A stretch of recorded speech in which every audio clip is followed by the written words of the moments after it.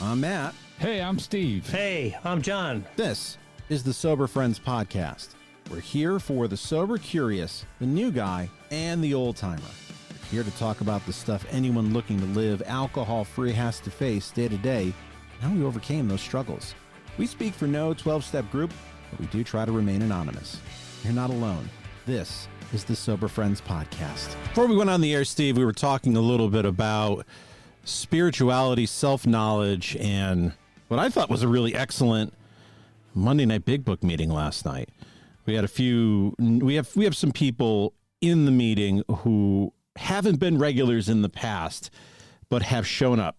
I found that the meeting has turned over a bit, and we have some people who have been around, but not in our meeting. Right. And one of the guys talked a lot about, first, how I heard it was, didn't have a belief in God, now considers himself an atheist, not an atheist, an agnostic, but has strong spirituality.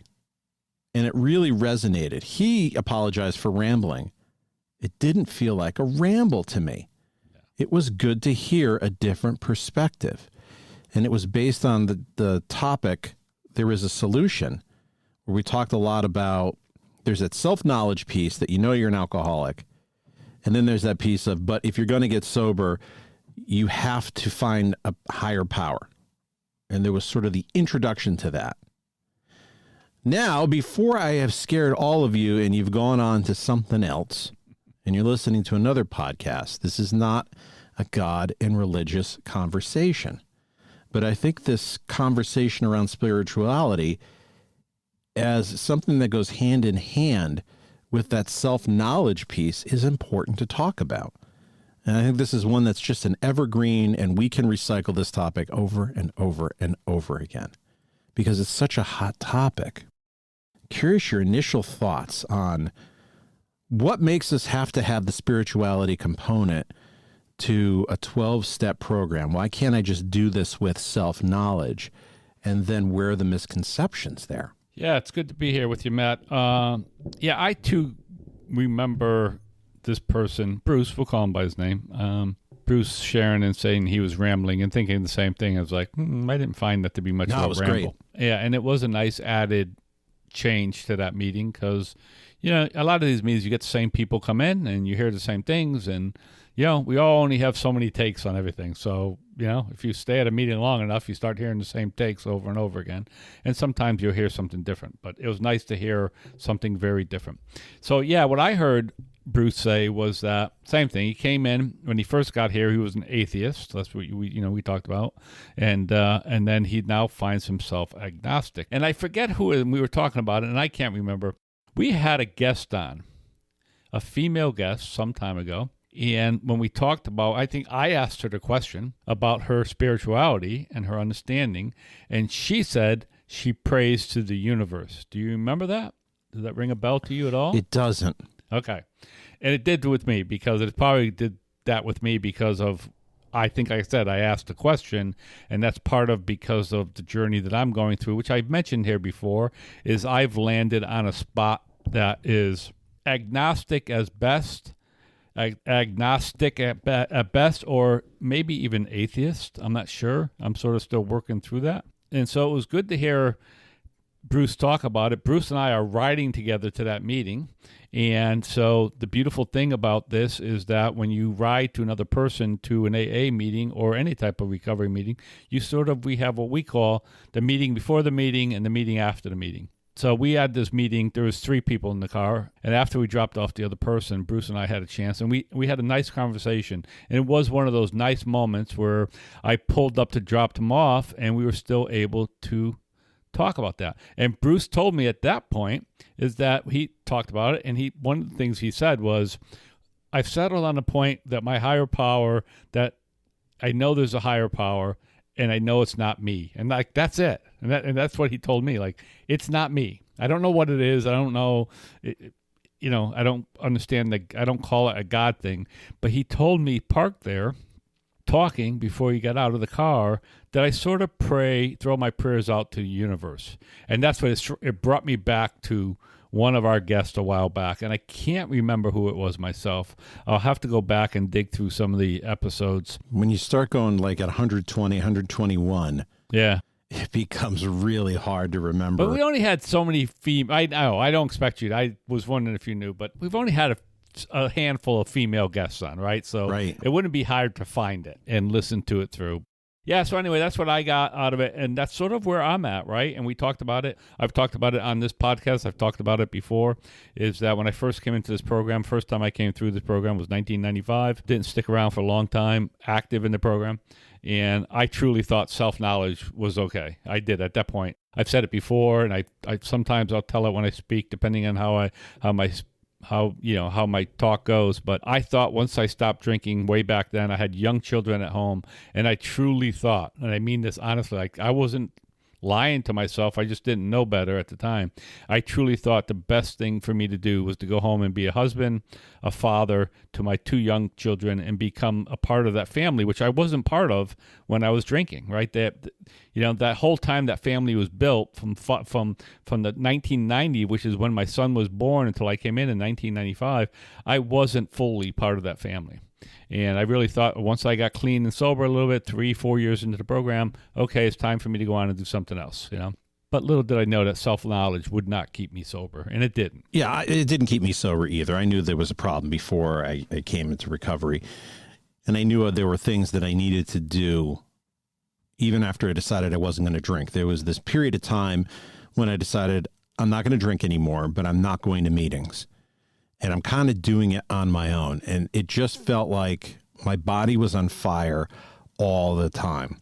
I'd go into a restaurant and I was white knuckling it. I wasn't going to drink, but it just felt very different and off from what I'm used to.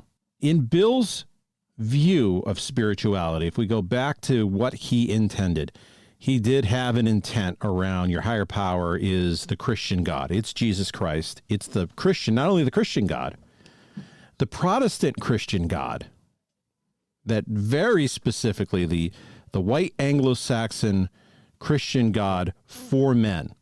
This is very specific. It has liberalized over time. Yeah. Now, you could view this as that's a higher power at work, getting this off of what Bill's original intent was, and also the help he had from people like Hank, who didn't want to hear it. So expanding out to you choose your conception, and it can be something other than Jesus Christ. It can be something of your view. And I just was thinking when I'm thinking about you and Bruce and the other guy in the car. The other guy in the car has a strong faith. Yeah. Goes to church all the time. And I think about the other guy in the car who probably doesn't overthink this. No. There are things he overthinks. This part, he just accepts. And I think about you, me, and Bruce are probably similar in the fact that we're just too cerebral. Yeah. That's how I feel. I can think this through in terms of the universe and metaphysics and astrology, and I talk myself out of it. Yeah, that's a great observation because you're absolutely right. That third person in the car does not overthink that. It's what he was brought up on. He stepped away from it, and now he's back to it, and he's comfortable, and it works for him, and I'm happy that it works for him. And he's all in with it, right? He's all in with it. And it's really good. Absolutely. He does not overthink it. That's where he's at. He's not trying to figure it out like you, maybe me, like Bruce. Although I don't think Bruce is working hard to figure it out. I think Bruce is okay where he's at. But there's no question. But listen here, you brought up a couple things, the whole thing. Like we're talking about step 2, right? We're talking about step 2 right. in this program. And that's what there is a solution about, right? The solution is finding a power greater than yourself. And step 2, for those who may not be familiar with it, says, came to believe that a power greater than myself could restore me to sanity, right? So that's it. That's not the step, by the way, where you have to embrace that higher power. It's just saying came to believe. It's saying I'm willing to think about this one. And step 1 I look at is that's the self-knowledge step. And the thing Bruce said, right, and he talked about when he came in here that he's struggled a bit with step 2, which is what we were talking about. And his point is there's a higher power out there. This is the understanding, and he knows it's not him. That's it. That's how simple it is for him. I know it's not me. For me, it's a little bit more complicated, and so therefore I have to do a little bit more work on it, because I did have a faith, right, for a long time.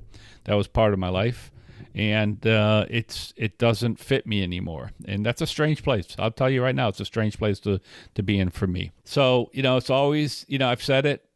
Joe and Charlie say it all the time. It's a journey. We're on a journey. We're on a faith journey. We're on a spirituality journey. So I accept that fact that I'm on a journey, and therefore I feel a little bit uncomfortable right now, out of sorts, but not afraid. Not like I'm not worried about anything. I'm not like, oh my God, I got to figure this out before something happens to me. Nothing like that. I don't feel a pressure on it. I feel like this is part of my journey. And where I'm at right now is just a different place than where I was at last year or 2 years ago. And it's different, but it's the same, meaning that it's just a part of my journey. So this is part perfectionism for me. Yeah. That if I don't have it figured out, like the people in the rooms that I admire who have great sobriety, then I must be doing it wrong. Yeah, of course. And I think about what Jim has said when he says it's the journey, it's seeking. Right. Don't worry about finding, worry about the seeking. And if you're seeking, then you're doing it right. John would be a great person to have here tonight, because John has a strong belief. His belief is the spirit of the earth. Mm-hmm. He has the spirituality of the Native Americans. Right. And he grew up Catholic, and that's what he prays to. He prays every night with his wife, and he prays to the spirit of the earth. Right. And that is, he's very good with that.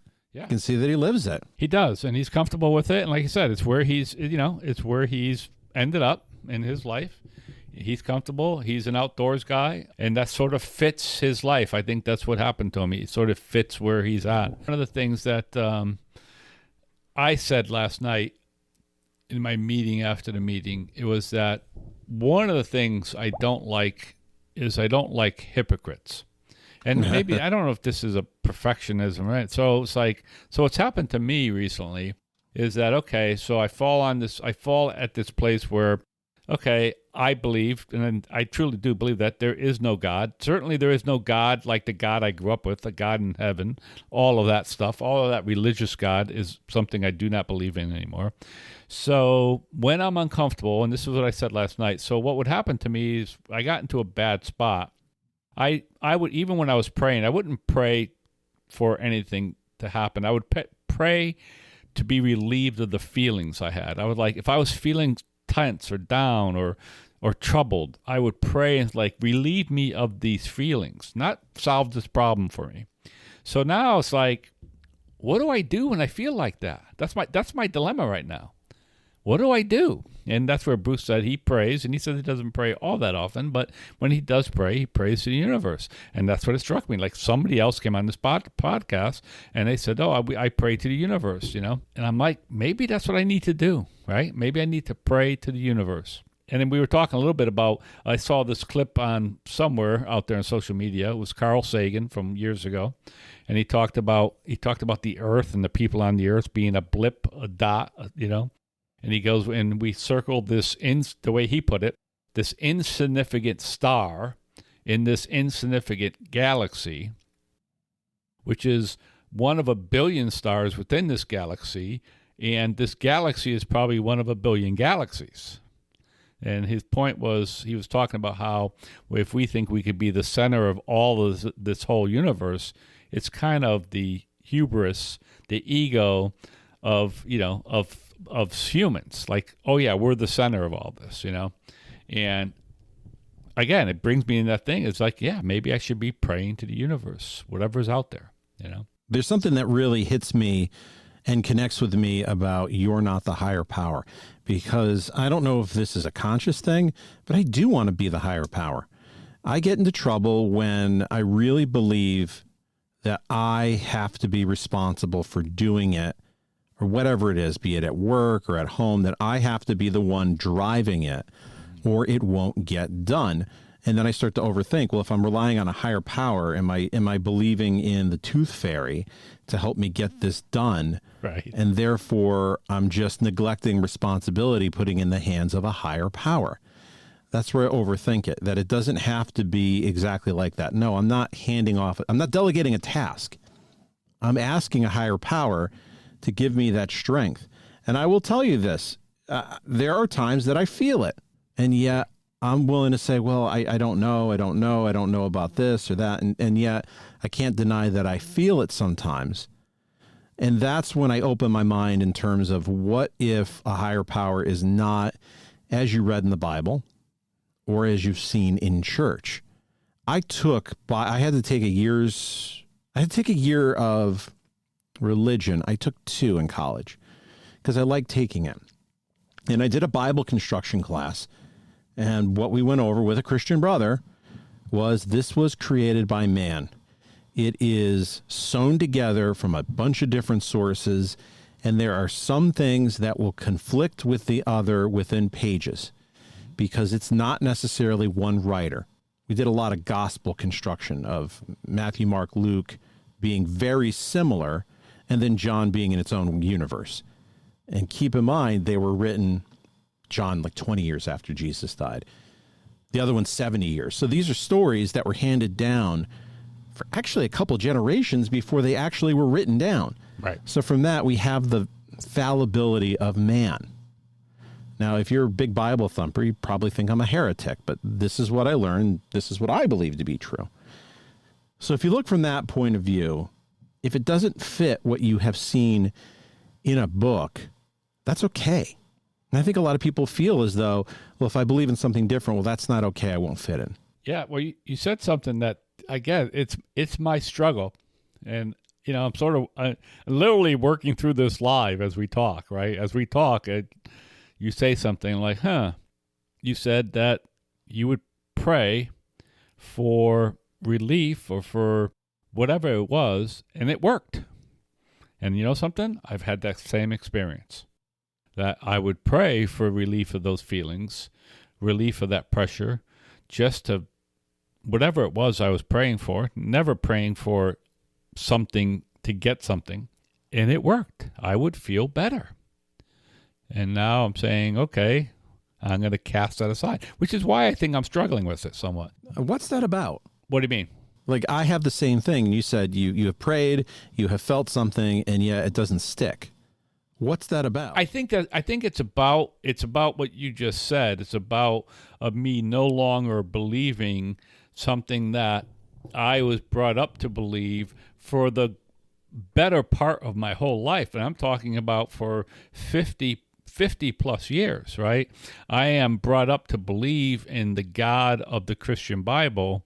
And then like you, right, going through, you did it at college. I did it on my own by reading other books, right? Where I read books, and I read books, same thing, by Episcopal bishops and stuff who went through the whole same thing, the deconstruction of the Bible, the whole thing, and said the same thing.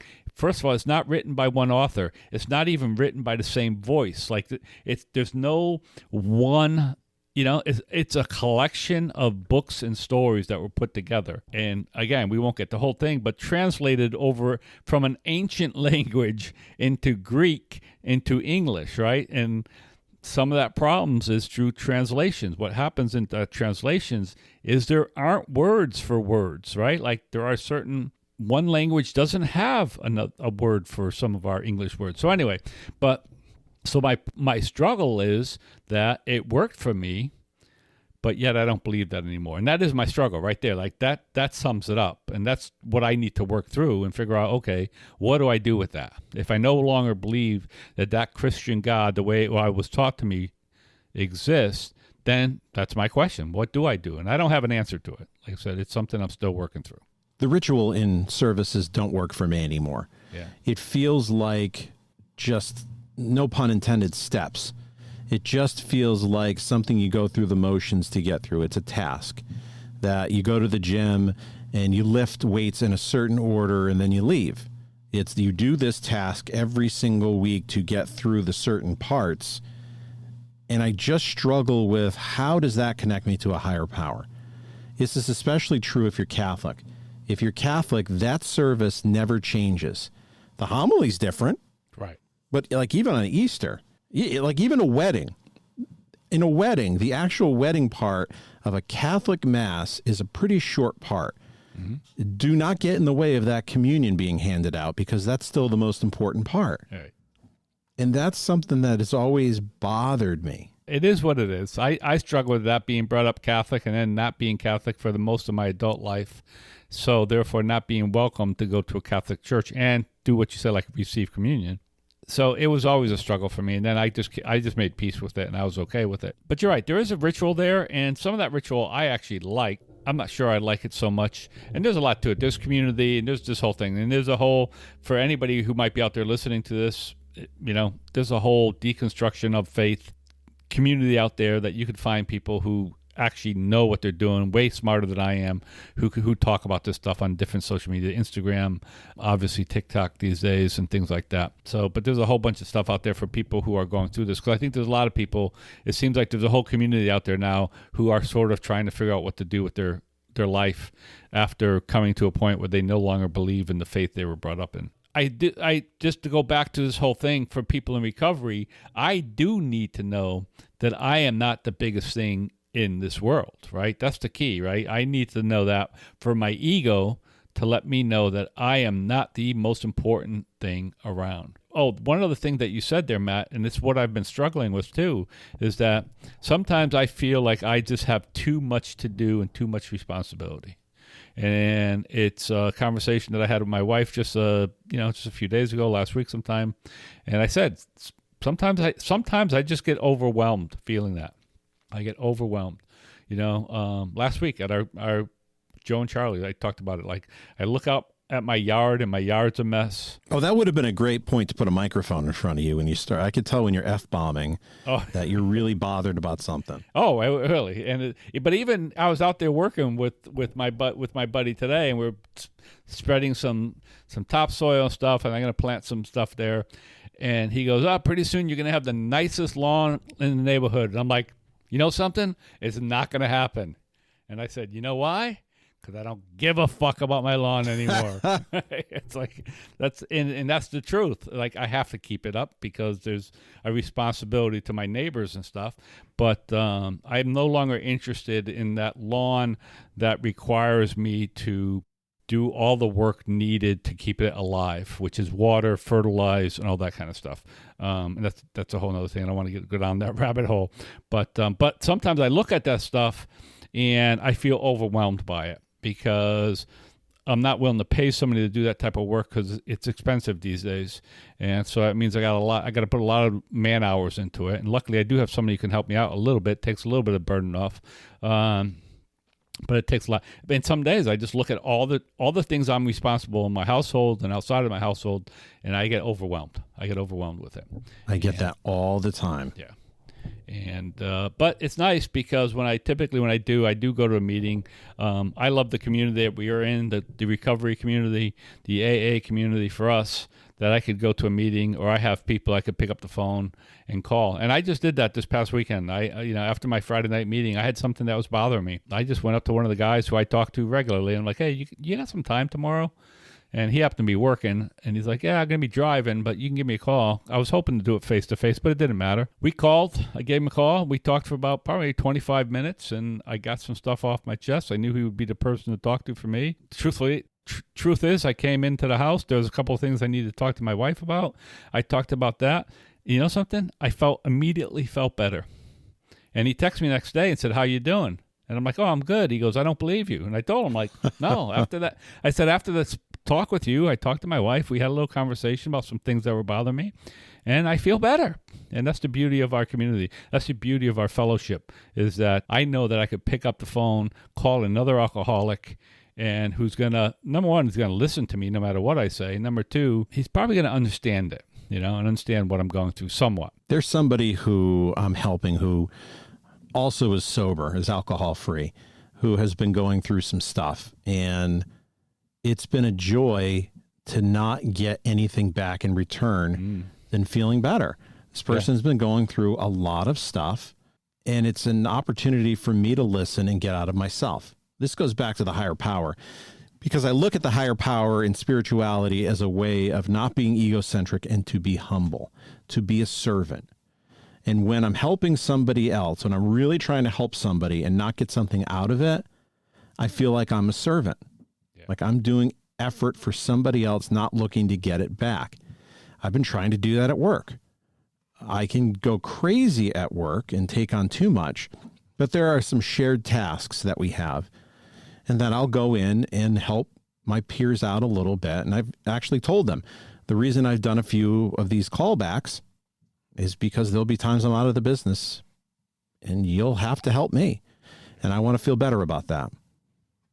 So I'm taking on a little bit extra to kind of give me a little bit of insurance when I'm out. It's nice to do those tasks. You know, there's people out there who say the way to do those tasks is not to tell anybody about them, but it's nice to do them. And I told my wife, I was bringing this fellow home who's helped me around the yard, and we were driving up the street, and there was one of these leaf bags, these big 50-gallon leaf bags, whatever they are, and it had fallen off somebody's truck, and it was in the middle of the road, and it was a busy road.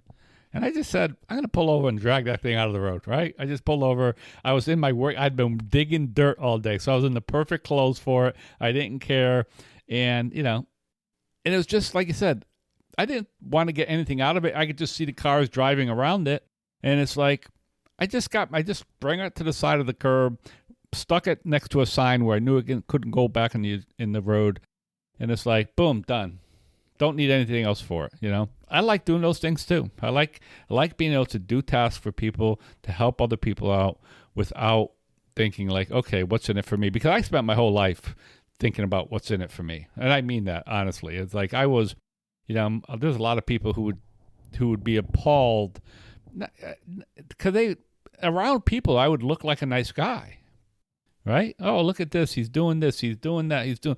But I was always wondering, like, where was my payday coming? Like, I was always thinking that, like, what am I going to get? Even if it was just praise, right? Even if it was simple praise, like, oh, what a nice guy. Like that. Sometimes that was my payoff. Oh, what a nice guy you are, Steve, Yeah. And it's like, But anyway, today I try not to do that. I love the analogy you just mentioned about doing something without expecting anything back, especially at work, especially for your coworkers or for the people who work for you. It's such a nice feeling to be able to do that. Just a nice way to live your life. I have to balance it at work that I'm not enabling. Right. That I could do all of those tasks and that I don't have time for my own work. So I'll go and prioritize. I have a little bit of extra time. I'll do a little bit of this, especially if somebody's out of the business. If they're out, they can't be there, somebody should do it. Okay, I'll handle that. And then if I don't have as much time, I'll look and say, these people are here today. Should be able to handle it. There are times I can help, times I don't, but I try to think through what are the things during the day I need to do to help somebody else. That's important to me, and that does keep me grounded. It does make me feel better. Isn't that what we want? We want to feel better about our lives. And we want to be able to just, I want to be able to put my head on the pillow knowing that I did a good job today, right? And, yeah. and most nights I do. I mean, I still have nights where I go to bed and I haven't done as good of a job as I hoped or I could have. And that's just a human experience, right? I don't beat myself up for that. It's just a human experience that some days I'm good and some days I struggle. And some days when I struggle, I take it out on other people still. I wish I didn't, but I do. It's, it's not as bad as it used to be. And I think everybody around me would agree with that statement. But I still end up in that situation. And some of that is I could still fall into that, egocentric, self-centeredness, selfish of, just like you said, sometimes I can enable people by taking on a lot of tasks and then get pissed off when it isn't recognized. Like, that's what happens to me. Right. And when it's not recognized or I ask for something, not related to that, but I ask for something, and then all of a sudden it's like, no, that's not possible. And I go, well, what about? Anyway, I work on that. It's part of what I do. Some people find that stuff easy. I find that stuff challenging.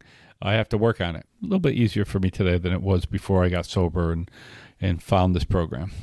The thing that kicks me in the face and alerts me with any view of a higher power or something greater than me is when we get to that Appendix 2 and we start talking about Herbert Spencer and that phrase, contempt before investigation.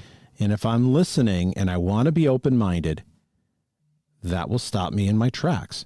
I hope it stops you in your tracks a little bit if you're thinking about contempt instead of investigation, that before you're closed-minded on something, maybe you should be thinking more open of what is possible, even if you don't believe what I believe. This is your turn to give some feedback.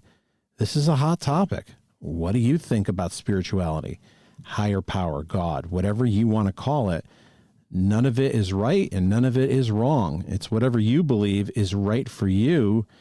Get in on the conversation. You can reach us out on Instagram at SoberFriendsPod. Email us at the website, SoberFriendsPod.com. And I do have an ask for you. Can you go on Apple and write us a review? It shows other people what the podcast is about, and it gives us feedback. It's nice to see. It's nice to see that you're out there and that we're making a difference. Steve, thanks for sharing this topic with me tonight. Hey, Matt, welcome. It's a pleasure to do. I'm happy to be here, and I look forward to doing it again. Yep. Well, I feel better tonight. Me too. And we'll see you all next week. Bye, everybody.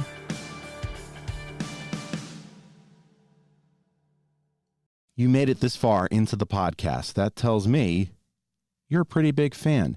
If you like what we do and you find value in the podcast, consider a donation at buymeacoffee.com/SoberFriendsPod. Your donation keeps us on the air to help out the new guy and helps us defray some of our costs. If you find value in our podcast, please consider a donation at buymeacoffee.com/SoberFriendsPod.